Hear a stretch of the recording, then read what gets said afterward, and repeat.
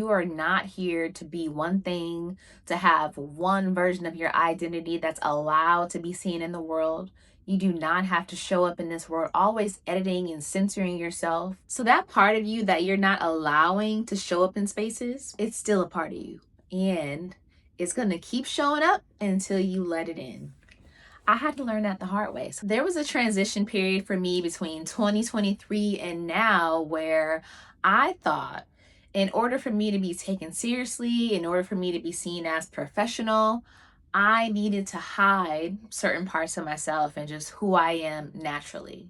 I thought parts of me could show up in work and other parts of me could be in my personal life. So being with my friends, being with family, it had to be separate. And I don't really know where I got that idea from, but yeah, it kind of shut me down for a good 2 years. There was some reason why I thought certain parts of me did not look professional or it couldn't be in my work. I wouldn't be taken seriously. And at the time, I didn't think of it as hiding. I just thought I'm being professional. I'm going to look more credible this way. And no one told me that. I made that up. I made up that rule for myself all on my own. I've never been afraid of changing and growing and allowing myself to pivot. And so when I went from human design coaching to real estate, some people were like, wait a minute, what?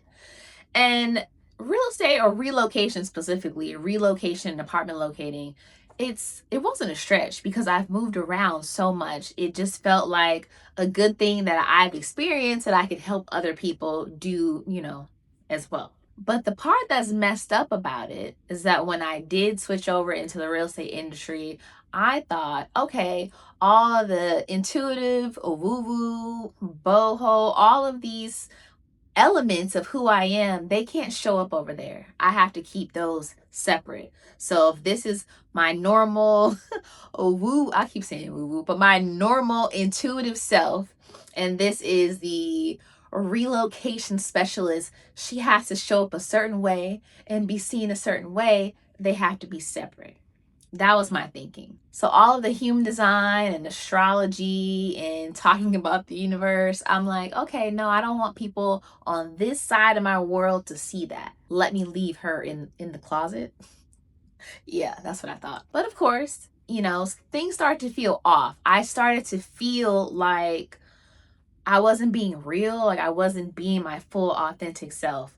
And with me, that's just so important because I don't want to feel fake. I cannot fake anything I can't fake anything. And I'm not going to even say for a period of time, but it's just really hard for me to not be myself.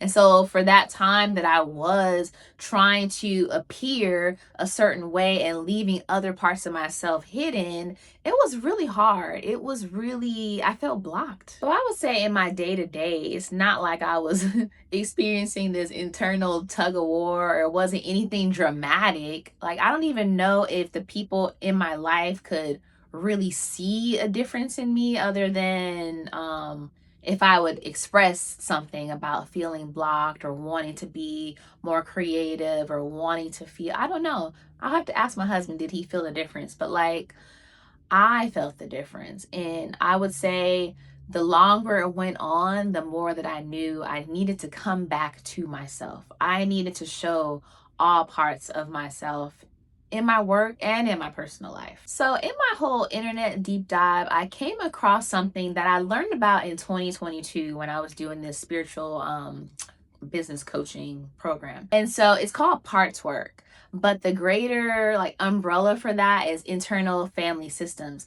And it's all about how, and this is probably not going to be anything new to you. You just may not know the name of it, but it's the fact that we all have different parts or different versions of ourselves all living within. So it might be different inner voices, and that sounds crazy, but there's like different voices that may have different opinions about things, but they're all a part of you. But maybe sometimes those parts are conflicting, and those different parts, they show up in different spaces. So maybe there's a part of you that is showing up as a protector figure in one aspect of your life. There's another part who's like the rebel. There's just different versions of who you are. And it's all within you. It's all you, but maybe for whatever reason you feel that those different parts have lanes that they need to stick to, and they're not allowed to come out and be seen in different arenas. So I want to talk about three different types of these parts. One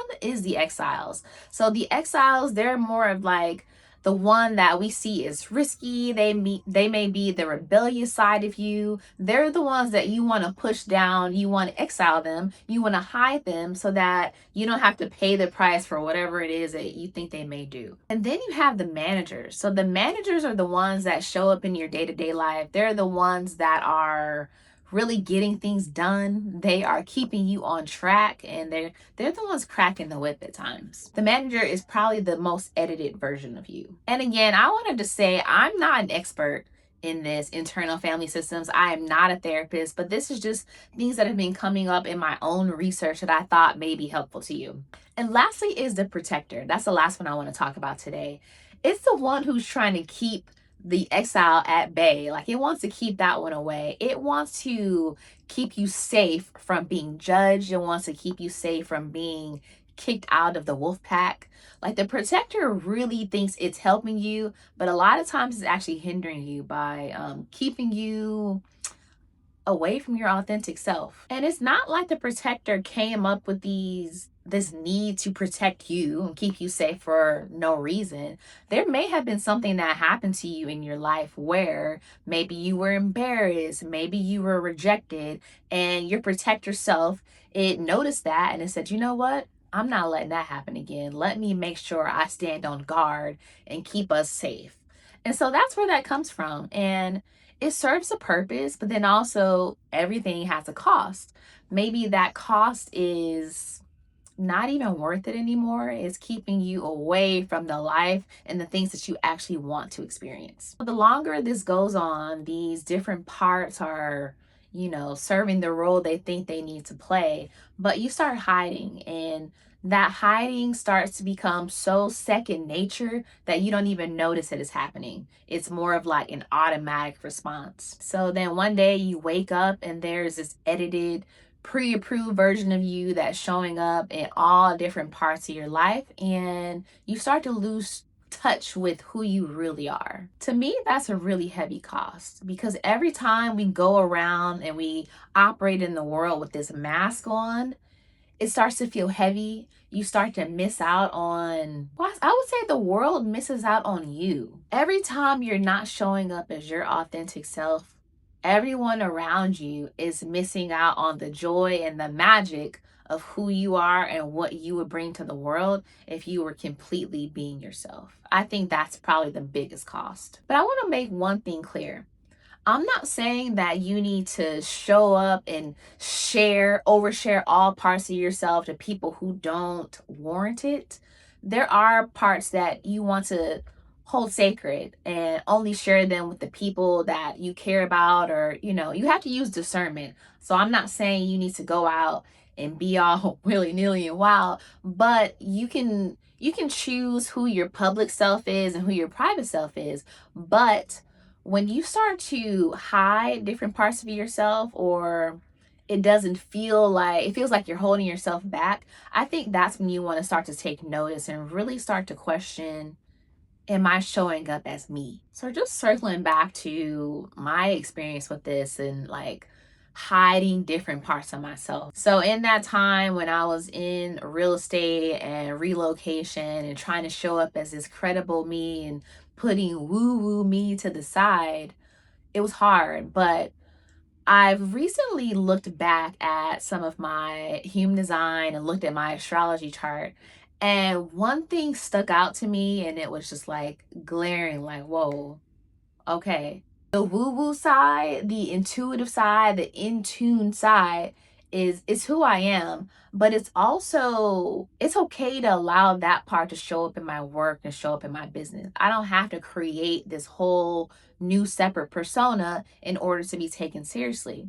So I have in the 10th house, I have Pisces in the 10th house. So the 10th house is all about your public facing self, it's your career, it's all the ways that you show up and you're seen and it's related to your work. But if I have Pisces there and I have four different placements, I'm here to be in touch with that mystical daydreamer, the intuitive girl. Like that's just who I am. And it's natural for that to show up in my work. Actually, it's probably the most ideal version of me to show up in my work because that's what I'm here to do. So my intuitive nature has a place and it doesn't have to be confined to my friends and family. So to sum this all up, I want to remind you that you are not here to be one thing, to have one version of your identity that's allowed to be seen in the world. You do not have to show up in this world always editing and censoring yourself. You get to be your full authentic self. You also get to share or decide how you share yourself, how you show up, who gets access to you. You have that right as well. But when you find yourself editing yourself in order to be accepted, that's worth looking at and just really starting to question why. Why are you censoring yourself? Why are you hiding?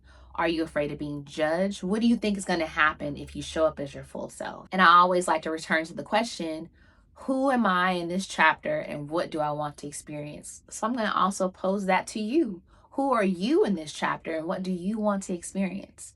That's something that you may even want to take time to journal about and really reflect on what that means to you and what the answer is. And when you do sit down with that question, I want you to really also think about what part of you have you been editing and decide, are you ready to be done editing and, really allow people to experience, allow the world and your work and your personal life to experience the full version of you or not.